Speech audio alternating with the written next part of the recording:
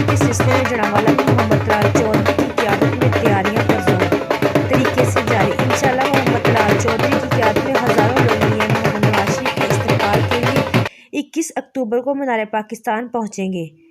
محمد طلال چودھری کے ڈیرے پر workers convention بھی ہوا جس میں ہزاروں افراد نے شرکت کی۔ محمد طلال چودھری نے خطاب کیا، خرم دستگیر، چودھری جعفر اقبال نے بھی خطاب کیا۔ تیاری میں مصروف کارکن رائے خضر حیات، کرنل میاں محمد زاہد، رانا عامر حسین، حاجی عبدالستار خان، نعمان خان، سید انور بھولا، محمد میاں محمد شفیق، منظور احمد، تنویر احمد بٹی، میاں اکرم، میاں نوید ولی، رانا خرم، حاجی احمد علی، کونسلر میاں آریان علی ظاہر، ڈاکٹر علی رضا، رانا سفیان نے محمد طلال چودھری کی قیادت میں بھرپور طور پر شرکت کا عزم کیا۔